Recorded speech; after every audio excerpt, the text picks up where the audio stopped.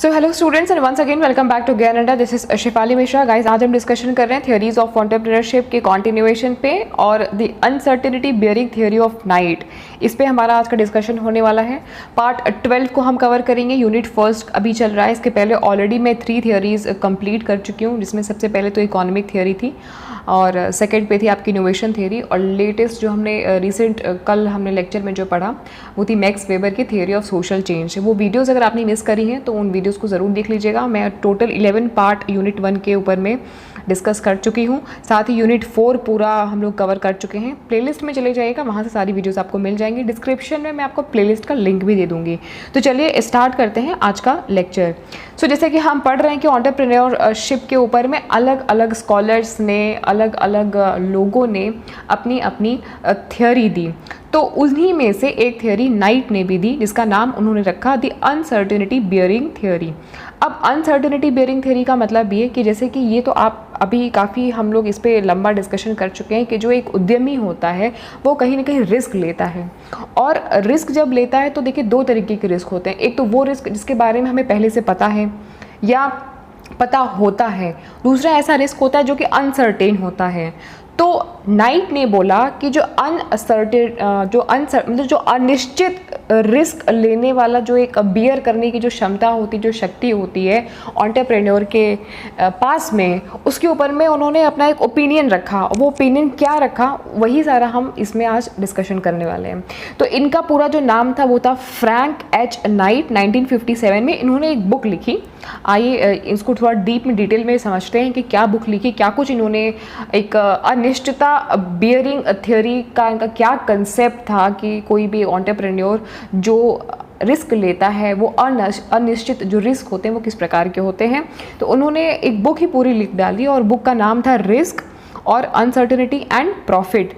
मतलब उन्होंने रिस्क की बात अपने बुक में लिखी और अनिश्चितता की बात अपने बुक में लिखी, और उनसे होने वाले प्रॉफिट के बात उन्होंने बुक में लिखी। साथ उन्होंने बोला क्या, इस बुक में लिखा कि जो प्रॉफिट होता है एंटरप्रेन्योर का वो एज ए रिवॉर्ड होता है। किस चीज़ का रिवॉर्ड होता है, जो वो रिस्क बियर करता है। कौन से रिस्क बियर करता है? देखिए 2 तरीके के रिस्क होते हैं। एक तो आपके इंश्योरेबल रिस्क होते हैं, एक नॉन इंश्योरेबल रिस्क होते हैं। इंश्योरेबल वो रिस्क होते हैं जो आप पहले से जिनके बारे में आपको पता होता है, जैसे कि आप भूमि का रिस्क इंश्योरेंस कराते हो, या वाहन का रिस्क अपनी कार का इंश्योरेंस कराते हो, या आप प्लांट मशीनरी का इंश्योरेंस कराते हो, अपने बिजनेस का इंश्योरेंस कराते हो। तो आपको पता होता है कि फ्यूचर में यहाँ पे प्रॉब्लम हो सकती है, तो वो इंश्योरेबल रिस्क होता है। बट कुछ रिस्क ऐसे होते हैं जैसे कि भूकंप आपको नहीं पता कब आने वाला है, साइक्लोन आपको नहीं पता कब आने वाला है, अर्थक्वेक आपको नहीं पता कब आने वाला है, गवर्नमेंट की पॉलिसी आपको नहीं पता कब चेंज होने वाली है, कौन सी बहुत सारे ऐसे इन्वायरमेंटल चेंजेस होते हैं, टेक्नोलॉजी कब चेंज होगी आपको नहीं पता है। तो वो होती है अनसर्टेनिटी वाली बात।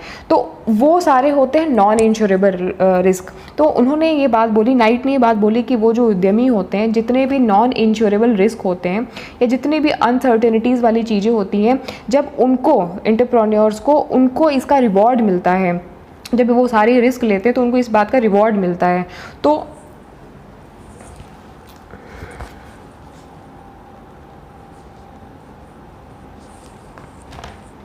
बिल्कुल, तो ये सारे जो रिस्क हैं वो बेयर करने का जो उनको रिवॉर्ड मिलता है उसको उन्होंने अपने बुक में प्रॉफिट का नाम दिया। आगे क्या बोलते हैं कि जो एंटरप्रेन्योरशिप होता है वो जेन्युइनली एसोसिएटेड होता है रिस्क बेयरिंग से। मतलब कि उद्यमशीलता जो होती है वो रिस्क बेयरिंग प्रोसेस से डायरेक्टली एसोसिएटेड होती है, लिंक्ड अप होती है।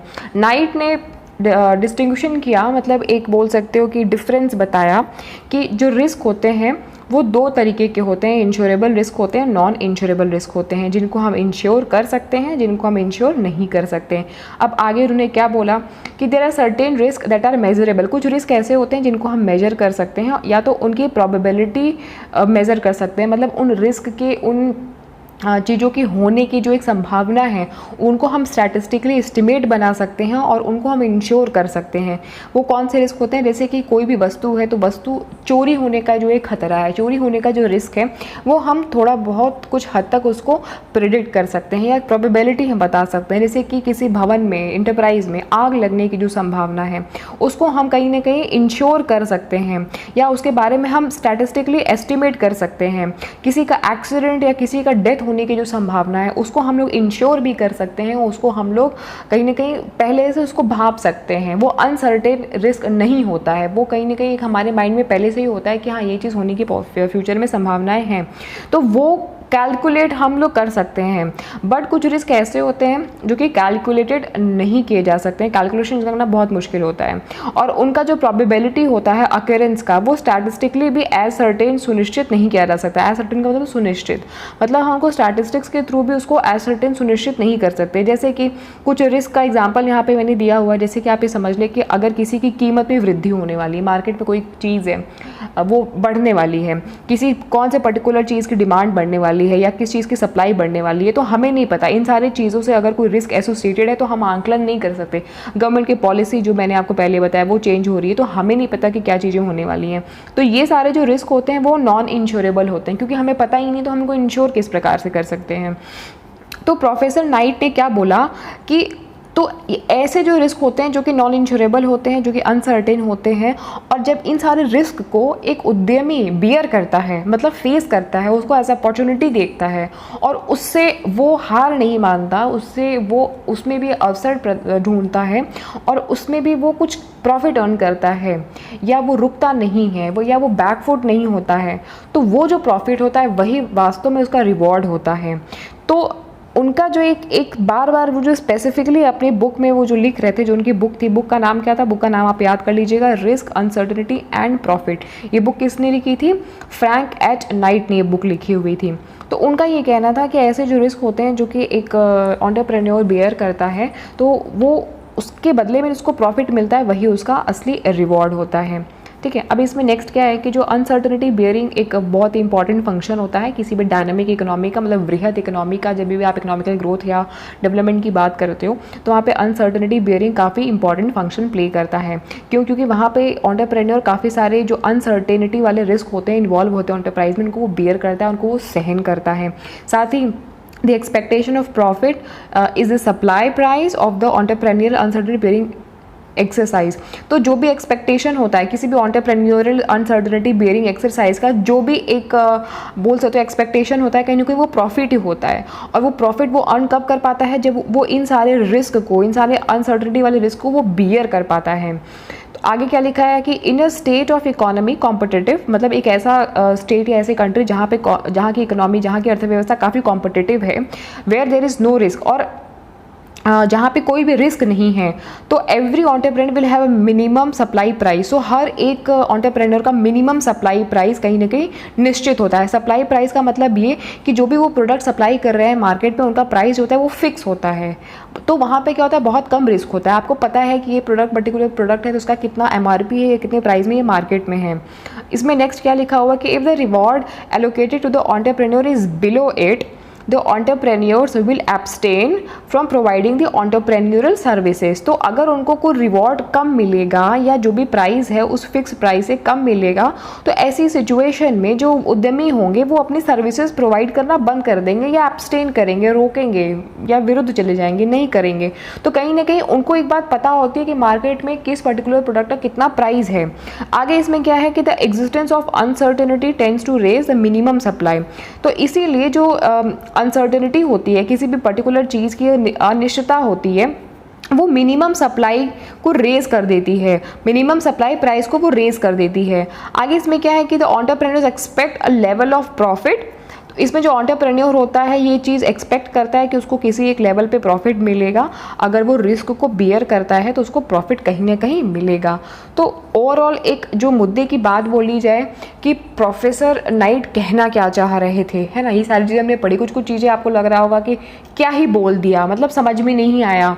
तो उनकी पॉइंट को, उनकी बातों को एक सैलेंट फीचर्स में हम एक मुद्दे में समझ लेते हैं कि नाइट का कहना ये था कि जो एंटरप्रेन्योर होते हैं प्रॉफिट को अर्न करने के लिए, बेनिफिट को प्राप्त करने के लिए, लाभ को प्राप्त करने के लिए वो अनसर्टेनिटी को बियर करते हैं, अनिश्चितता को वो बियर करते हैं, सहन करते हैं। और जो अनिश्चितता होती है, प्रोबेबिलिटी ऑफ अनसर्टेनिटी और non insurable risk, that can not be statistically estimated, ऐसे रिस्क को वो बियर करते हैं जो कि स्टैटिस्टिकली जिसका पूर्वानुमान नहीं लगाया जा सकता है, इसका एस्टिमेट नहीं लगाया जा सकता है, और वो होते हैं नॉन इंश्योरेबल रिस्क, जिनका हम इंश्योरेंस भी पहले से नहीं ले सकते हैं। तो ऐसे एंटरप्रेन्योर जो रिस्क लेते हैं इन सारी चीज़ों के लिए, उनकी जो एबिलिटी होती है वो काफ़ी स्ट्रॉन्ग होती है, और इनकी जो ये थियोरी है वो ये सजेस्ट करती है कि किसी भी इंटरप्राइज का जो नेचर होता है वो काफ़ी रिस्की होता है, और जहाँ पे जितना ज़्यादा रिस्क होता है वहीं पर हाई लेवल ऑफ प्रॉफिट जो है एंटरप्रेन्योर अर्न करता है। और प्रॉफिट को उन्होंने एज ए रिवॉर्ड बताया एंटरप्रेन्योर के लिए as against of bearing risk. जो भी एंटरप्रेन्योर रिस्क को बियर करता है या अनसर्टेनिटी वाले रिस्क को बियर करता है, वहाँ पे जो उसको प्रॉफिट मिलता है तो वो प्रॉफिट एक्चुअली में प्रॉफिट नहीं, वो उसके रिस्क के बियर करने के एवज में एक तरीके का रिवॉर्ड होता है ना। So hence it should be a part of normal cost, इसीलिए वो जो पर्टिकुलर रिवॉर्ड होता है वो उसके नॉर्मल लागत का एक हिस्सा होता है। मतलब जब भी वो सामान कोई बनाता है या कुछ भी वो स्टार्टअप लेता है, जो भी वो खर्च करता है, वो उसकी एक नॉर्मल कॉस्ट का वो पार्ट मान लिया जाता है। The reward of the entrepreneur is uncertain. उन्होंने एक बात बोली कि जो रिवॉर्ड होता है किसी भी उद्यमी का वो अनसर्टेन होता है। क्यों? क्योंकि entrepreneur guarantees interest to the lender of capital, wages to workers and rent to the landlord. क्योंकि जो एंटरप्रेन्योर होता है उसको कुछ कुछ चीज़ें गारंटीड वे में एक्सपेंस करनी ही पड़ती हैं। क्या एक्सपेंस करनी पड़ती हैं? जैसे कि कुछ कैपिटल पूंजी लगानी पड़ती है, उसके अंदर जो काम कर रहे हैं वर्कर्स उनको वेजेस देना पड़ता है, उनको रेंट देना पड़ता है लैंडलॉर्ड्स को। इस वजह से जो उनका कहीं का जो रिवॉर्ड होता है वो अनिश्चित होता है, अनसर्टेन होता है। Level of uncertainty in business can be reduced by applying the technique of consolidation. मतलब कि जो लेवल ऑफ अनसर्टेनिटी है किसी भी व्यापार में, किसी भी बिजनेस में, जो अनिश्चितता का जो एक लेवल है उसको कुछ हद तक रिड्यूस किया जा सकता है टेक्निक ऑफ कंसोलिडेशन को अप्लाई करके। The total level of uncertainty can be reduced by pooling individuals instances. तो टोटल लेवल ऑफ अनसर्टेनिटी की बात अगर करें तो अनसर्टेनिटी को कुछ हद तक रिड्यूस किया जा सकता है कुछ ऐसे व्यक्तियों के एग्जाम्पल्स को देख करके, जो उनके साथ में चीज़ें हुई हैं उनसे सीख करके, उनको देख करके, उनके उदाहरण को ले करके हम कुछ रिस्क को कम कर सकते हैं, है ना। अब इनके कुछ क्रिटिसिज्म भी हुए। इन्होंने अपनी पूरी थ्योरी में कहीं ना कहीं अनसर्टेनिटी बियरिंग के बारे में बात किया कि ऐसे एंटरप्रेन्योर जो कि अनसर्टेन रिस्क को बियर करते हैं, नॉन इंश्योरेबल रिस्क को बियर करते हैं, और उसके बदले में जो उन्हें प्रॉफिट मिलता है वो एक्चुअली में प्रॉफिट नहीं, वो उनका असली मायने में रिवॉर्ड होता है। तो इनका एक काफ़ी सोफिस्टिकेटेड थ्योरी थी इन्होंने सप्लाई के बारे में बताया प्रॉफिट के आधार पर, बट इनकी थ्योरी में कुछ ड्रॉबैक्स भी बोले गए आलोचकों के द्वारा। हालांकि आपको क्रिटिसिज्म इतना इम्पॉर्टेंट नहीं है, मेन थ्योरी में क्या बोला गया है, किस चीज़ पे फोकस किया गया है, आपके लिए वो इम्पॉर्टेंट है, ठीक। लेकिन अब क्योंकि हम पढ़ रहे हैं तो क्रिटिसिज्म वाले पार्ट को भी हम पढ़ ही लेते हैं, है ना। तो क्रिटिसिज्म आलोचकों ने क्या कहा कि जो आपने अपनी थ्योरी में जो एक उद्यमी का एक रोल बताया वो पूरा आपने एलेबोरेट नहीं किया अपनी थ्योरी में, और आपने अपनी पूरी थ्योरी में जो एक उद्यमी की एक्टिविटी होती है उसको आपने रिस्ट्रिक्ट कर दिया कहीं ना कहीं सिर्फ अनसर्टेनिटी बियरिंग वाले पॉइंट पर। आपने सिर्फ मेन फोकस इसी पर किया। तो मॉडर्न बिजनेस की जो एक्टिविटीज़ हैं वो आज की डेट में काफ़ी डिफरेंट है, काफ़ी अलग है, आपने उनके बारे में कोई भी डिस्कशन नहीं किया। There is a dichotomy between ownership and management. Dichotomy का मतलब क्या होता है, इसको मतलब आप लिख लीजिएगा विरोधाभास इसको बोलते हैं, कि ओनरशिप और मैनेजमेंट के बीच में विरोधाभास होता है, दोनों में अंतर होता है। These factors have not been taken into consideration. और इन फैक्टर्स को आपने बिल्कुल भी कंसिडर किया ही नहीं, मतलब आपने ओनरशिप को और मैनेजमेंट वाले फैक्टर को आपने कंसिडर किया ही नहीं। आगे क्या बोलते हैं कि जो अनसर्टेनिटी बियरिंग थ्योरी है discuss the concept of profit in वेग वे। मतलब कि जो अनसर्टेनिटी बियरिंग थ्योरी है ये प्रॉफिट के कंसेप्ट को बिल्कुल अस्पष्ट तरीके से डिस्कस आपने करा हुआ है। वेग का मतलब होता है अस्पष्ट तरीके से, मतलब विच इज़ नॉट क्लियर।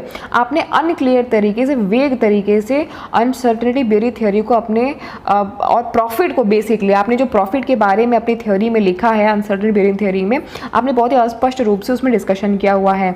जो एग्जैक्ट एस्टिमेशन होता है प्रॉफिट का एंटरप्रेन्योर के लिए वो आपकी थ्योरी से हम नहीं समझ सकते हैं, बिल्कुल भी हमें नहीं पता कि एक प्रॉफिट के बारे में अगर हमें एस्टिमेशन निकालना है एग्जैक्टली, तो हमें ये नहीं पता बिल्कुल भी कि किस प्रकार से हम निकाल पाएंगे।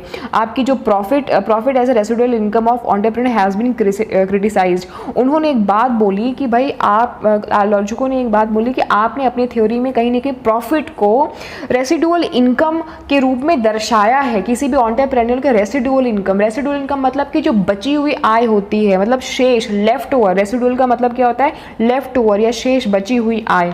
आपने प्रॉफिट को बता दिया कि किसी भी एंटरप्रेन्योर की जो बची हुई इनकम होती है, जो बची हुई आय होती है, आपने उसको उस तरीके से दर्शा दिया। तो उनके इस पॉइंट पे काफ़ी भत्सरना हुई, काफ़ी उनकी आलोचना भी हुई।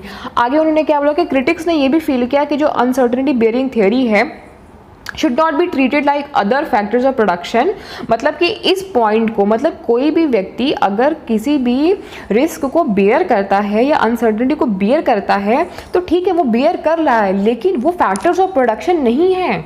मतलब कि किसी भी चीज़ के पर्टिकुलर प्रोडक्ट के या पर्टिकुलर एंटरप्राइज को खड़ा करने में जो भी फैक्टर्स आते हैं, इंपॉर्टेंट फैक्टर्स होते हैं, जैसे कि लैंड, लेबर, कैपिटल, उसमें ये जो पर्टिकुलर पॉइंट होता है रिस्क, वो एक फैक्टर नहीं है। वो फ्यूचर की आप बात बोल रहे हैं, वो इसका आधार नहीं है। इसलिए इसको एज अ फैक्टर आप ट्रीट नहीं कर सकते हो, आप इसको इंपॉर्टेंट मेजर फैक्टर नहीं बोल सकते हो। ये एक साइकोलॉजिकल कंसेप्ट है और इसको बिल्कुल अलग तरीके से ट्रीट किया जाना चाहिए, ऐसा आलोचकों ने कहा। तो बेसिकली अगर हम ओवरऑल समझें कि प्रोफेसर नाइट ने जो अपनी अनसर्टेनिटी थ्योरी दी, उसमें यही बताया कि हर एक एंटरप्रेन्योर अपनी लाइफ में जब भी कोई भी एंटरप्राइज शुरू करता है या एंटरप्रेन्योरल एक्टिविटीज़ करता है, तो दो तरीके के वो रिस्क को बेयर, मतलब दो तरीके के रिस्क को उन्होंने, मतलब रिस्क को कैटेगराइज कर दिया, bearable and insurable and non insurable. Insurable वो है जिनके बारे में हमें पहले से पता है, नॉन इंश्योरेबल वो है जिनके बारे में हमें पहले से नहीं पता है ना। तो उनका थ्योरी नॉन इंश्योरेबल बेस्ड मतलब अनसर्टेनिटी के ऊपर या रिस्क के ऊपर बेस्ड था।